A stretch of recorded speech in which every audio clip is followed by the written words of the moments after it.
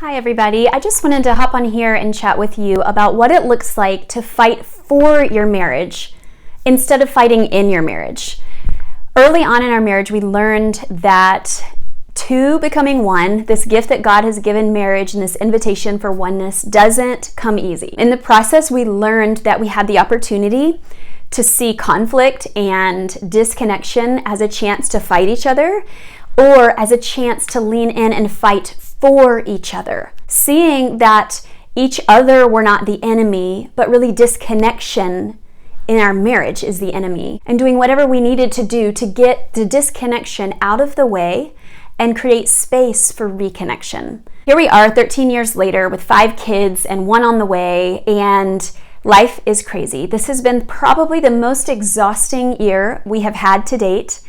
And exhaustion has been our primary divider in this season. It hasn't really been major conflict. It's been the pure drain of exhaustion. And I'm sure some of you know what I mean. But I wanted to encourage you that even in this year of fighting so much exhaustion after having just adopted a baby and about a year of not sleeping through the night and now another pregnancy and work stress and all of that piling on, we have been even more resolved to lean in and to make room for connection. What that looks like is choosing sex when we don't really want to have sex, choosing to lean in with our bodies, because where our bodies go, our hearts follow. Tim Keller says where actions of love lead to feelings of love. And even more so because of the power of our bodies and the power of what we do with our bodies, when we glue ourselves together and when we celebrate that vow that we made to become one, which is what sex is. It's really like a re-celebration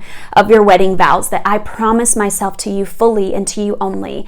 I promise that I am yours and yours alone. Every time you come back to have sex, it is that renewing of that vow, which is just a beautiful, beautiful theology of the body idea. It's a renewal of your marriage vows. That's what it looks like to fight for your marriage, instead of allowing conflict and circumstances to make you fight each other. So just wanted to encourage you, choose connection, lean in. It's intentional and it's costly. It's not always easy. It's not always comfortable. Sometimes it's awkward to say, hey, neither of us like each other at the moment. We don't have a lot of feelings. The lights are not just right. We didn't have a romantic date night. But you know what? Let's go become one. Because when we lean in and we fight for connection, guess what has to go? Disunity has to go.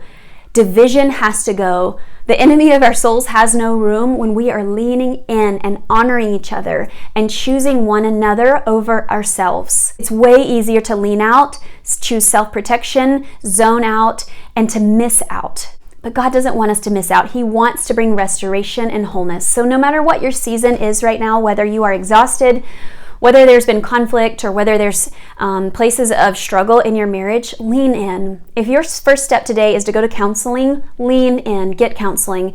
If it's just to make room for a date night and to be connected with lightheartedness, lean in, make it happen. For us, it's leaning in every night. We make time for each other before bed. We spend about an hour together reconnecting.